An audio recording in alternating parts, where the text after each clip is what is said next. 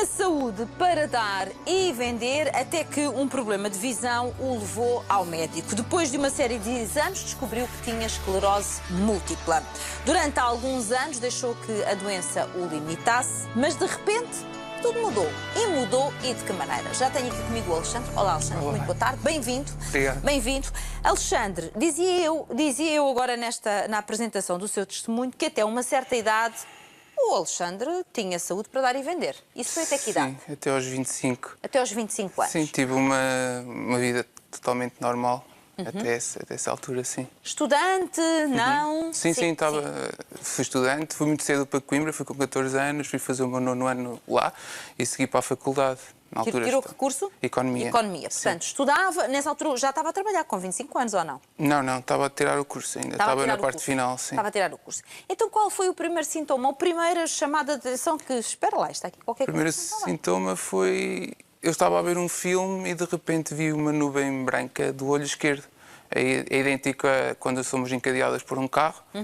Assim, de repente, eu estava em casa, era um sábado à tarde e aquilo continuou normal, mas eu pensei, ok, isto vai passar. O que é certo é que não passou e, passada uma semana, estava preocupado, fui... Já a nuvem permanecia? Exatamente. Sim, permanecia, não saía. E, passada uma semana, fui a quem sabe, não é? E fui ao médico. Foi a um oftalmologista? Fui às urgências nos hospitais de Coimbra, em que fui a um oftalmologista, sim. Depois de meia hora no consultório, ele disse que teria que voltar às urgências porque o meu olho estava totalmente normal para ir ser consultado aí sim por um neurologista. Com o neurologista, ele fez-me os exames neurológicos normais, que eu agora sei que são normais, e ele perguntou-me se eu podia fazer uma ressonância magnética. Eu disse que sim. Mas ao olho? Não, uma ressonância magnética seria ao cérebro, não é? Ah, neste caso ao cérebro. Sim. Ok. Eu fiz a ressonância, voltei novamente às urgências, aí já com o meu médico, que me acompanhou bastante tempo, e ele já marcou a segunda ressonância no hospital. Só quando veio o resultado dessa segunda ressonância para comparar, não é? Ele nunca me disse o que suspeitava, é que... E o Alexandre também não suspeitava de nada? Eu não. Ressonância para a frente, ressonância para trás? Não, eu acho que quando nós vamos ao médico pensamos sempre que pode ser resolvido com um comprimido, portanto... Tomamos aqui um Benuron desta vida, ficamos bons, lá se vai a nuvem, não é? Eu acho que sim, mas não. E o médico deixou até à última da hora para dizer o que é que eu tinha. E aí sim, passado 6 meses de eu começar neste vai e vem... Mas quanto tempo é que levou até ter o diagnóstico de esclerose Foram múltipla? 6 meses. 6 meses? Que é relativamente rápido. Na altura eu tinha 25 anos, é relativamente rápido. Hoje em dia, felizmente, o diagnóstico é muito mais rápido. E até porque, não tendo cura, não é? Esclerose múltipla, tem controle. E estando medicado ajuda muito. E na altura foi extremamente rápido, sim. É isso que enfim, 6 meses eu já ouvi aqui testemunhos de pessoas que levaram anos a descobrir que tinham esclerose múltipla. Por isso mesmo. Mas quando o médico finalmente já não consegue rodear mais e tem mesmo que lhe dizer a verdade, olha, Alexandre, tens esclerose múltipla, o Alexandre sabia o que era? Não. Ele diz que tem esclerose múltipla e é como eu disse há bocadinho, qual é o tratamento que eu posso fazer para curar. Quando ele me fala em crónico e que não tem cura, aí sim, calma lá que isto é sério. E tentei ouvir o médico ao máximo, mas penso que não ouvi muito. Ele disse-me logo para não ir ao Dr. Google, porque iriam aparecer os piores casos. O que é certo é que o caminho do consultório a casa, estava com a minha mãe, foi feito em silêncio. E a primeira coisa que fiz foi ir ao Google. E quando eu percebi que me podia levar a uma cadeira de rodas, aí sim, deitou-me abaixo. Consegue explicar de uma forma simples às pessoas lá em casa o que é isto da esclerose múltipla? Eu vou explicar como eu compreendi. Esclerose múltipla primeiro não é uma doença dos ossos, nem é a esclerose lateral amiotrófica. É totalmente diferente. É uma doença neurodegenerativa, basicamente está na nossa cabeça. Nós temos os neurónios que são protegidos por uma camada chamada mielina. O nosso corpo não reconhece essa mielina, ataca, criando pontos de inflamação, e a informação não chega ao destino. Imaginemos um fio condutor de eletricidade. Se não tiver aquela camada de borracha, se tocarmos, a luzinha vai estar intermitente. Basicamente é o que acontece com o meu corpo. Foi assim que aprendi e acho que é a melhor forma de explicar o que é esclerose múltipla. Se a informação não chega, não acontece. Perde a sensibilidade, perda de equilíbrio, etc. Então o que é que este miúdo, porque era um miúdo na altura que recebe este diagnóstico, tem esclerose múltipla, O que é que fez com esta informação? Porque deve ter acontecido uma revolução cá dentro, não é? E agora? Sim, eu fiz uma coisa que, para quem me rodeia, eu acho que eles mereciam. Eu nunca escondi. Mas também, ao não esconder, não quer dizer que tivesse aceitado. Não. A forma de que eu não aceitei foi desvalorizar. E o que é isto de desvalorizar? É agarrar no que é imediato. A alimentação, o pior que podia haver. Nas saídas à noite, eu era estudante em Coimbra, era sempre até que ir para o lado, digamos assim, estas pequenas coisas que não nos fazem... Os comportamentos eram todos os comportamentos que podiam prejudicar a saúde. Exatamente. Saídas muitas e Algumas, saídas sim. animadas, vamos dizer assim, de certeza. Alimentação. Isso aí era o pior. O pior, portanto, nada de evitar stresses, nada, portanto, tudo aquilo que eram os fatores controláveis, o Alexandre fazia com que fossem descontrolados. Exatamente. Tanto na faculdade, nas maiores alturas de stress nos exames, foi quando no início tive os surtos. Ou seja, conjugado com isto tudo... E o que é que era isto de um surto? O que é que lhe acontecia e como é que ficava Um surto, o primeiro foi o que falamos, foi a neurotótica, aquela mancha branca que eu via no olho. Mas depois desapareceu? Sim, depois de fazermos os corticoides, desinflama e, por norma, a minha esclerose múltipla é surto de remissão. Ou seja, tenho o episódio de surto, faço o tratamento e regressa à normalidade, ficando a lesão, não é? Tive perda de equilíbrio, tive falta de sensibilidade, tive sensação de ardor, por exemplo. Foram alguns que eu me recordo e que estão mais vivos ali num espaço de 2 anos e meio. Quanto tempo é que durou este desnorte, vamos dizer assim, este não tem doença nenhuma, vamos lá viver a vida a 300% e isto é sempre a abrir? Quanto tempo? Demorou 3 anos. 3 anos. E aí o espaço temporal está bem definido porque foi aos 28 anos, foi numa altura, num agosto, eu estava na minha terra natal, em Vimioso, foi num agosto muito quente e o sintoma típico de quem tem esclerose múltipla é fadiga extrema. É natural, não é? E nesse ano, com o calor extremo, eu senti muito. E para fazer o simples ato de jantar com os meus pais, eu tinha que me deitar às 6 da tarde, estar 2 horas a descansar para poder ir jantar com eles. Isto, para quem tem 28 anos, tornou-se insuportável. Mas e fisicamente? Estava como está agora? Estava mais pesado? Estava... Eu estava com 116 quilos na altura e eu cheguei a esse peso simplesmente porque eu sou muito alto e eu nunca me apercebi muito. Mas esse verão, subir um lance de escadas era uma tarefa para o Hércules quase, para mim. Difícil. Muito difícil. E aí foi, eu digo que esse verão foi o ano em que me cansei de me cansar. Cansou-se de se cansar. Exatamente. Porque foi a partir daí que eu comecei a tentar, através do meu médico, sempre, e isto é importante frisar, porque todas as decisões que eu tomei até hoje foram sempre apoiadas através do meu médico. Tentamos encontrar soluções para perceber o que é que poderia ajudar nesta redução da fadiga, se a redução do peso iria ajudar. Ou não? Sim. Eu perguntei a ele se inscrever no ginásio seria boa ideia. Ele disse, a partir de agora vais fazer como se fosses uma pessoa normal. Se as pessoas normais também têm limites a fazer exercício físico, tu tens que encontrar o teu. E assim foi. Inscrevi-me no ginásio. Com os tais 116 quilos, Com os tais 116 sem fazer quilos, nada. sem fazer nada. Vida sedentária o mais possível. Correr 1 quilómetro era uma aventura. Eu fazia 3 km, mas o primeiro era para aquecer, tentar correr e o outro para arrefecer da canseira daquele quilómetro. Estava mesmo Sim. ferrugento, não é? Sim, Estava muito. mesmo ferrugento. Eu nunca fui desportista também ao longo da minha vida. Tinha feito desporto assim de forma sistemática ao Não. longo da vida? Não, só o normal da escola, com algumas vezes com os Mas colegas. deixe-me só perguntar-lhe uma coisa, Alexandre. Ainda antes de procurar ajuda médica, porque isso também é importante dizer, tem sido sempre um paciente responsável, que faz a medicação, Sim. cumpre o seu plano terapêutico como deve ser, consulta ao médico quando quer fazer alterações, ou seja, não é uma pessoa que faz as coisas sem responsabilidade. Sim. Mas quando decide perguntar ao médico, eu posso ir para um ginásio, eu posso começar a fazer desporto, houve alguém que o inspirasse? Houve alguma coisa que tivesse dado um clique na sua cabeça? Sim, e surgem os exemplos positivos. Nesse caso, aparece também por essa altura o exemplo de uma dinamarquesa, foi nas redes sociais, que ela também com esclerose múltipla tinha corrido 366 maratonas. Quantas? Em 365 dias. Mais do que uma por dia. E então... Com esclerose múltipla? Exatamente. E Onde é que aí está a fadiga crónica? a pergunta foi esta. Se ela faz tantas, tu não és capaz de fazer uma? e tentei perceber onde é que haveria maratonas cá em Portugal. Ainda nem tinha feito 1 metro, já perguntou onde é que há uma maratona em Portugal. Para perceber o que é que eu poderia fazer, se eu poderia fazer. E a Maratona do Porto era mais ou menos, sensivelmente, 1 ano daí. E eu disse assim, é isto que eu vou fazer. Mas eu daqui a 1 ano tenho que estar a fazer esta maratona. Tenho que estar a fazer esta maratona. E a minha vida aí mudou radicalmente. Mudei a alimentação, a terapêutica, como eu disse, continuo sempre a fazer direitinho. E custou-lhe muito tantas mudanças, mudar em termos de alimentação, mudar estes hábitos de vida, ser regrado? Custa porque eu acho que é fácil voltar ao erro. Não, eu acho que a mudança já por si dá-nos trabalho. Dá-nos trabalho e receio, não é? Mas foi uma coisa progressiva. Eu acho que a esclerose múltipla trouxe-me uma coisa, trouxe-me a vontade de querer e de querer fazer coisas que eu nunca imaginei fazer. Mas também temos de ser responsáveis. Não podemos querer tudo para amanhã.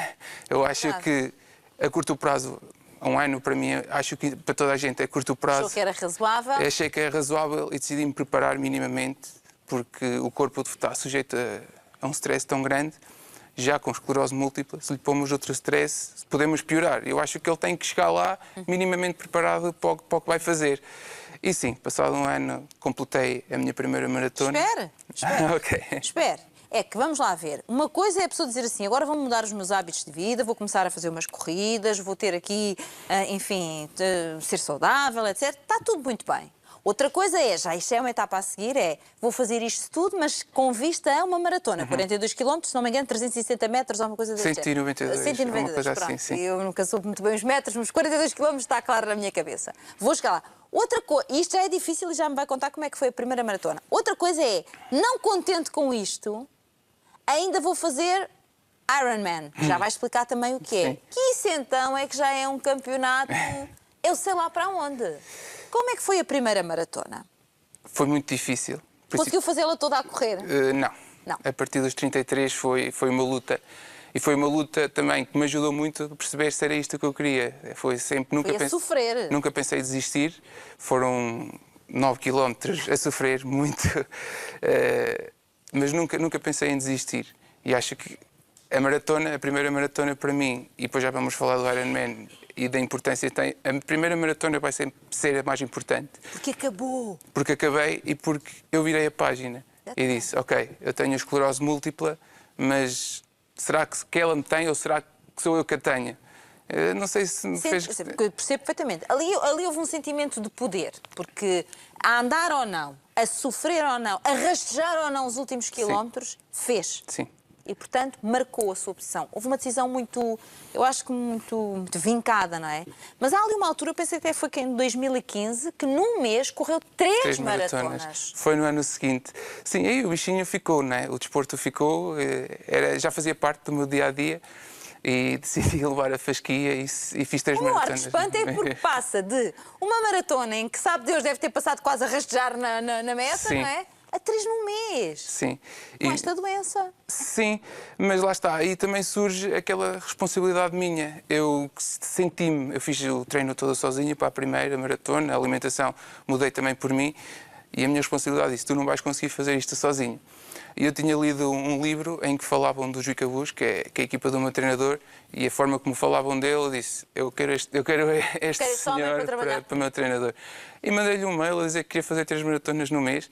E a resposta dele foi fantástica. Se isso é o teu sonho, quem sou eu para dizer o contrário? Vamos embora. Vamos embora. E sim, foram 3 maratonas bastante difíceis, principalmente a última, porque fiz questão de acabar no Porto, novamente.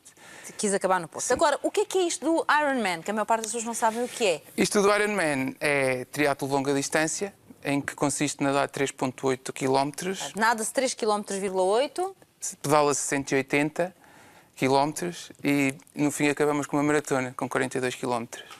Mas tudo de uma vez? Sim, tudo num espaço temporal, por norma são 17 horas. Temos que cumprir isso. Estão a perceber, não é? Então, vou recapitular só para arrumar, não é? A pessoa também tem que arrumar na cabeça. 3 km e 800 metros a nadar, 180 km a pedalar de bicicleta e depois uma maratona são 42 a correr. Sim. Tudo seguido? Tudo seguido. Eu sinto-me um bocadinho cansada e só estou a relatar isto, não é? Só estou a relatar isto. Bem, Porquê fazer o Ironman? Porquê que quis fazer a prova considerada a mais difícil, só para pessoas que têm uma, desculpa a expressão, uma carola daquelas mesmo, com uma determinação assim?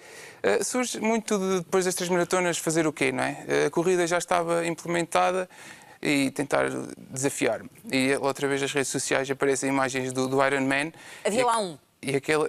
Não, imagens normais, aquelas imagens standard que aparece das provas, e aquilo deu uma sensação de superação tão grande, tão grande, tão grande, que eu disse, é isto que eu quero experimentar. Mas havia um grande entrave, para além da esclerose múltipla, que era que eu não sabia nadar e tinha fobia à água. Não sabia nadar e tinha fobia à água? Sim. E foi um trabalho que ainda para este ano foi bastante difícil. E tive que me apoiar também numa treinadora, lá está a minha responsabilidade, foi a Vânia Neves, que me acompanhou de janeiro a outubro, e evoluímos muito, mas foi muito difícil. O meu arte de Alexandre, vamos lá ver. O Alexandre é realmente uma pessoa muito especial, mas eu penso assim, este homem mete-se numa prova como esta e nem nadar sabe. Nada na banheira, quer dizer, tem medo da água. Isto é preciso querer muito, não é só superar, é querer muito olhar para a doença e dizer, tu não me dominas. Sim. O limite sou eu que estipulo e sou eu que decido. Grande parte do que tenho feito até agora, sim, deve ser isso. Eu tanto que muitas vezes nem me lembro que tenho esclerose múltipla, sinceramente. Ela não deu especial, ou seja, não apareceu de uma forma diferente durante este tipo de desafios, a esclerose múltipla? Estava controlada com medicação? Felizmente não. Não. Ela aguentou-se o Ironman? Sim. Não tive qualquer tipo de surto ou de indicação que estivesse a fazer alguma coisa errada. Tem medo de si, errada. Eu acho que ele pensa, olha para si e diz, com este eu não me vou meter, jamais, porque ele é muito perigoso. Mas felizmente não, felizmente tem estado controlado. E como é que foi, por exemplo, superar... Vamos lá ver. Conseguido fazer o Ironman, quer dizer que já nada, etc. Sim. Então agora já é capaz de ir para a praia, entrar na água? Não entra na água.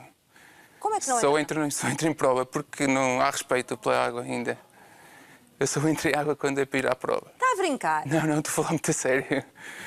Estou a falar muito a sério. Mas então explique-me uma outra coisa. Eu acho isto fascinante. Acho isto fascinante porque a nossa mente é fascinante e o Alexandre é um bom exemplo disso. Eu tenho muita admiração pelo Alexandre. Eu faço treinos em águas abertas, mas só nestas circunstâncias é que vou. Para lúdico, não. Só vai lá quando aquilo é modo tarefa. Exatamente. É tarefa para cumprir, vai lá, nada, acabou, sai. Agora, ir dar um mergulhinho, tal, curtir ali o mar, não. Não, obrigado. Mas não sente prazer nenhum na água nessa altura? Quer dizer, na outra também não, mas... Consigo retirar mais prazer em prova do que propriamente em lazer, digamos assim. Isso é extraordinário. Eu vou dizer uma coisa, valia a pena estudar o mecanismo psicológico que leva a conseguir isso. Porque é brutal o que consegue. Sim. Uma pessoa que tem esta aversão à água, mas que depois no modo tarefa, e vai ela e nada 3 km e 800 metros. Sim. Sim, no Havaí, agora na última prova foi em águas abertas, foi no mar e foi sem fato isotérmico. O fato isotérmico ajuda-nos a boiar. Só que lá, por causa da temperatura da água ser superior aos 24 graus, foi sem fato. Tem que ser sem fato. Sim. É um fato, é tipo o que está aqui, que nós podemos usar. O que é que sentiu a primeira vez que... Quantos Ironman já fez? Fiz 3 já. Jesus. Bom, a primeira... vou benzer. A primeira vez que conseguiu completar, tinha já tido alguma tentativa falhada? Em relação a Ironman, não. Em triatlo, sim. Triatlo também mete água. Sim, eu tenho cerca de 70 e poucas provas também mete água, percebe? Sim.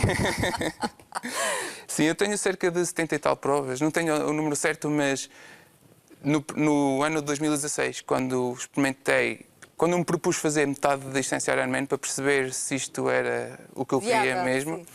2 semanas antes, numa prova mais pequena, em que, se não me engano, era só preciso nadar 750 metros, eu tive um ataque de ansiedade na água e tive um blackout completo. Sei que estive sempre em segurança, porque nós nas provas temos pessoas que nos acompanham, mas o que é certo é que depois eu só me lembro lembro-me de sair, lembro-me de chegar à boia, lembro-me de ver as pessoas e depois só me lembro de estar no barco, aí para a costa, sim. O que quer dizer que realmente enfrenta muito de si cada vez que se mete numa aventura dessa. Sim, ainda hoje. Agora, pergunto eu, e agora? Feitos 3 Ironman, e agora? Uma prova na Lua, talvez? Agora... Não existem provas na Lua, não. Agora vou abrandar. Agora acho que... Porque isto do Ironman é é um desporto que sou eu que faço, é um desporto individual, mas não é. Engane-se quem pense que é. Se a nossa família não estiver de acordo com isso, para ter noção, em agosto e nas 2 primeiras semanas de setembro tive uma carga horária de treino de 20 horas. Conjugadas com o trabalho, sobra muito pouco tempo, ou seja, a vida social não tenho, e se a minha namorada e os meus pais não estivessem do meu lado, não... Quer dizer, não estás connosco, não é? Estás a treinar ou estás a andar na bicicleta. A bicicleta, às vezes tenho 6 horas ao domingo. Claro. Era o único dia que eu tinha com a minha namorada. Tinha que acordar às 6 para poder estar à tarde com ela. E se ela não estivesse na mesma página que eu, era possível, mas era difícil. Era difícil. Sim. Então, neste caso, feitas estas aprendizagens todas, o objetivo agora é o quê? Abrandar. Isso Abrandar dizer... e dar atenção a quem eu estive a falar agora. À minha namorada e aos meus pais. É estar mais com aqueles que amam. Sim, exatamente. E a doença onde é que fica arrumada? Onde está? No cantinho. No cantinho. Esperemos que sim, sim. Eu acho que acaba por deixar aqui uma mensagem tão importante a quem nos está a ver, Alexandre, e principalmente a quem tem esta doença. Eu só não quero deixar... Eu luto por os meus sonhos, mas não é a qualquer custo. Porque o qualquer custo para mim pode-me sair muito caro, não é? Verdade. Acho que temos de subir as escadas um degrau de cada vez. E é isto que eu quero passar lá para casa, porque é importante isto. Porque não gosto que as pessoas olhem para o produto final. Eu fiz um Ironman, ok, estive no Campeonato do Mundo, foi um privilégio gigante. Mas o Alexandre, quando eu tinha 25 anos, não corria 1 quilómetro e estava deitado na cama à espera que a doença avançasse. São estes pequenos passos que nós demos diariamente, que isto é que é importante frisar. Não é que eu ter feito um Ironman ou correr a maratona. É o trajeto. Certo? Eu acho é que o trajeto. o que interessa é o trajeto. É o trajeto e a atitude, porque Sim. o Alexandre tem uma atitude que eu acho que é mesmo fantástica. Obrigado. Alexandre, te quero desejar muitas felicidades. Obrigado. Sei que só está há 2 semanas sem trabalho, que esteve a trabalhar até agora, é um economista que está agora em Coimbra. Estamos à procura de novas oportunidades. Mas Coimbra é uma cidade Aberto. fantástica, de certeza de um economista com a sua determinação, porque isto só tem características para vencer. Desejo-lhe muitas felicidades Obrigado, e gostei Fátima. muito de o receber aqui. Obrigado. Um grande aplauso.